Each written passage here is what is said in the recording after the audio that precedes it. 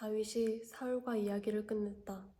그 뒤에 요나단은 다윗에게 마음이 끌려 마치 제 목숨을 아끼듯 다윗을 아끼는 마음이 생겼다. 사울은 그날로 다윗을 자기와 함께 머무르게 하고 다시 아버지의 집으로 돌아가지 못하게 하였다. 요나단은 제 목숨을 아끼듯이 다윗을 아끼어 그와 가까운 친구로 지내기로 굳게 언약을 맺고 자기가 입고 있던 겉옷을 벗어서 다윗에게 주고 칼과 활과 허리띠까지 모두 다윗에게 주었다. 다윗은 사울이 어떤 임무를 주어서 보내든지 맡은 일을 잘 해내었다. 그래서 사울은 다윗을 장군으로 임명하였다. 온 백성은 물론 사울의 신하들까지도 그 일을 마땅하게 여겼다. 다윗이 블레셋 사람을 쳐 죽이고 군인들과 함께 돌아올 때에 이스라엘의 모든 성읍에서 여인들이 소구와 꽹과리를 들고 나와서 노래하고 춤추고 환호성을 지르면서 사울 왕을 환영하였다. 이때의 여인들이 춤을 추면서 노래를 불렀다. 사울은 수천 명을 죽이고 다윗은 수백 명을 죽였다. 이 말에 사울은 몹시 언짢았다. 생각할수록 화가 치밀어 올랐다. 사람들이 다윗에게만 수만 명을 돌리고 나에게는 수천 명만을 돌렸으니 이제 그에게 돌아갈 것은 이 왕의 자리밖에 없겠군 하고 투덜거렸다. 그날부터 사울은 다윗을 시기하고 의심하기 시작하였다. 바로 그 다음 날 하나님이 보내신 악한 영이 사울에게 내리덮치자 사울은 궁궐에서 미친 듯이 헛소리를 질렀다. 다윗은 여느 날과 같이 수금을 탔다. 그때 사울은 창을 가지고 있었는데 그가 갑자기 다윗을 벽에 박아버리겠다고 하면서 다윗에게 창을 던졌다. 다윗은 사울 앞에서 2번이나 몸을 피하였다. 주님께서 자기를 떠나 다윗과 함께 계시는 것을 안 사울은 다윗이 두려워졌다. 그리하여 사울은 다윗을 천부장으로 임명하여 자기 곁에서 떠나게 하였다. 다윗은 부대를 이끌고 출전하였다. 주님께서 그와 함께 계셨기 때문에 어디를 가든지 그는 항상 이겼다. 다윗이 이렇게 큰 승리를 거두니 사울은 그것을 보고 다윗을 매우 두려워하였다. 그러나 온 이스라엘과 유다는 다윗이 늘 앞장서서 싸움터에 나가는 것을 보고 모두 그를 좋아하였다. 사울은 다윗에게 말하였다. 내가 데리고 있는 나의 맏딸 메랍을 너의 아내로 줄 터이니 너는 먼저 주님께서 앞장서서 싸우시는 주님의 싸움을 싸워서 네가 정말 용사인 것을 나에게 보여라. 다윗이 사울에게 말하였다. 제가 누구이며 제 혈통이나 제 아버지 집안이 이스라엘에서 무엇이기에 제가 감히 임금님의 사위가 될 수 있겠습니까? 하고 사양하였다. 그런데 사울은 딸 메랍을 다윗에게 주기로 하고서도 정작 때가 되자 사울은 그의 딸을 무올라 사람 아드리엘과 결혼시키고 말았다. 사울의 딸 미갈이 다윗을 사랑하였다. 누군가가 이것을 사울에게 알리니 사울은 잘된 일이라고 여기고 그 딸을 다윗에게 주어서 그 딸이 다윗에게 올무가 되게 하여 그를 블레셋 사람의 손에 죽게 하여야겠다고 혼자 생각하였다. 그래서 사울은 다윗에게 다시 그를 사위로 삼겠다고 말하였다. 사울이 신하들에게 지시하였다. 당신들은 다윗에게 내가 다윗을 좋아한다고 말하시오. 그리고 당신들도 모두 다윗을 좋아한다고 말하시오. 이처럼 우리 모두 다윗을 좋아하니 임금의 사위가 되려고 슬쩍 말하시오. 사울의 신하들이 부탁받은 대로 그런 말을 다윗의 귀에 들어가게 하니 다윗은 나는 가난하고 천한 사람인데 어떻게 내가 임금님의 사위가 될 수 있겠습니까? 그것이 그렇게 쉬운 일로 보입니까? 하고 말하였다. 사울의 신하들은 다윗이 한 말을 사울에게 전하였다. 이 말을 들은 사울은 당신들은 다윗에게 내가 결혼 선물로 아무것도 바라지 않으며 다만 나의 원수 블레셋 남자의 포피 100개를 가져와서 나의 원수를 갚아주는 것만을 바라더라고 하시오 하고 시켰다. 사울의 신하들이 이 말을 그대로 다윗에게 전하였다. 다윗은 왕의 사위가 되는 것도 좋겠다고 생각하였다. 그래서 결혼 날짜를 잡기도 전에 왕의 사위가 되려고 자기 부하들을 거느리고 출전하여 블레셋 남자 200명을 쳐 죽이고 그들의 포피를 가져다가 요구한 수대로 왕에게 바쳤다.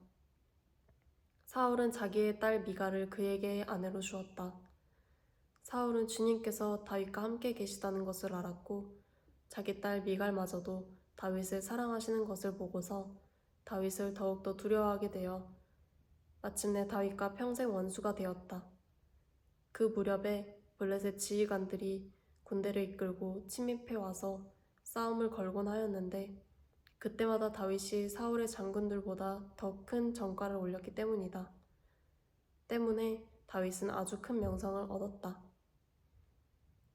사울은 자기의 아들 요나단과 자기의 모든 신하들이 듣는 데서 다윗을 죽이겠다고 말하였다. 사울의 아들 요나단은 다윗을 매우 좋아하고 있었으므로 다윗에게 이것을 귀뜸해 주었다. 나의 아버지 사울이 자네를 죽이려 하니 나의 말을 듣게. 자네는 내일 아침 일찍 몸을 피하여 외진 곳으로 가서 숨어 있게. 자네가 숨어 있는 들로 아버지를 모시고 나가서 내가 아버지 곁에 붙어 다니다가 기회를 보아 자네 일을 아버지께 여쭈어보고 거기에서 있었던 일을 내가 곧 자네에게 알려주겠네. 요나단은 아버지 사울 앞에서 다윗의 좋은 점들을 이야기하였다. 그는 사울에게 말하였다. 아버지께서는 아버지의 신하 다윗을 해치려고 하십니다만 이런 죄를 지으시면 안 됩니다. 다윗은 아버지께 죄를 지은 일이 없습니다. 오히려 다윗은 아버지를 도와서 아주 좋은 일들만 했습니다. 그는 자기 목숨을 아끼지 않고 블레셋 장군을 쳐 죽였고 그래서 주님께서 온 이스라엘에게 이렇게 큰 승리를 안겨주셨습니다. 아버지께서도 그것을 직접 보고 기뻐하셨습니다. 그런데 지금 무엇 때문에 이유 없이 다윗을 죽여 죄 없는 피를 흘려 죄를 지으시려고 합니까? 사울이 요나단의 말을 듣고 맹세하였다. 그래, 주님께서 확실히 살아계심을 두고 맹세하마. 내가 결코 다윗을 죽이지 않겠다. 요나단이 다윗을 불러다가 이 모든 일을 알려주고 다윗을 사울에게 데리고 가서 전처럼 왕을 모시게 하였다. 또 전쟁이 일어나니 다윗은 출전하여 블레셋 사람들과 싸웠다. 다윗이 그들을 쳐서 크게 무찌르니 블레셋 사람들이 다윗 앞에서 도망쳤다. 그런데 사울이 창을 들고 궁중에 앉아 있을 때에 주님께서 보내신 악한 영이 또 사울을 강하게 사로잡았다. 다윗이 수금을 타고 있는데 사울이 창으로 다윗을 벽에 박으려고 하였다. 다윗이 사울 앞에서 피하였으므로 창만 벽에 박혔다. 다윗은 도망하여 목숨을 건졌다. 바로 그날 밤에 사울이 다윗의 집으로 부하들을 보내어 그를 지키고 있다가 아침에 죽이라고 시켰다. 그러나 다윗의 아내 미갈이 그에게 당신은 오늘 밤에 피하지 않으면 내일 틀림없이 죽습니다 하고 경고하였다. 미갈이 다윗을 창문으로 내려보내니 다윗이 거기에서 달아나서 목숨을 건졌다. 한편 미갈은 집 안에 있는 우상을 가져다가 침대에 누이고 그 머리에는 염소털로 짠 망을 씌우고 그 몸에는 옷을 입혔다. 사울의 부하들이 다윗을 잡으러 오자 미갈은 남편이 병이 들어서 누워있다고 말하였다. 그러자 사울은 다윗이 정말 아픈지 확인하여 보라고 그 부하들을 다시 보내면서 자기가 직접 죽일 터이니 그를 침대째로 자기에게 들고 오라고 하였다. 부하들이 와서 보니 침대에는 집안에 있던 우상이 누워 있었다. 머리에 염소털로 짠 망을 씌운 채 놓은 것이었다. 사울이 미갈에게 호통을 쳤다.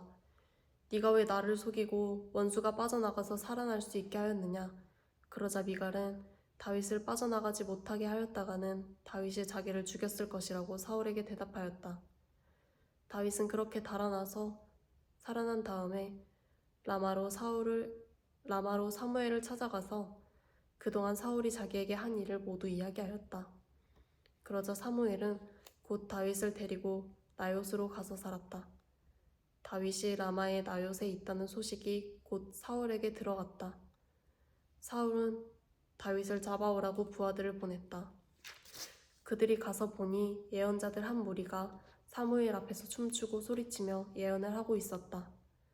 그 순간 그 부하들에게도 하나님의 영이 내리니 그들도 춤추고 소리치며 예언을 하였다.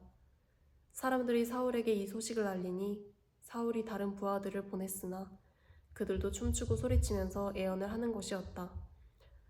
사울이 다시 세 번째로 부하들을 보내니 그들도 마찬가지로 춤추고 소리치면서 예언을 하였다.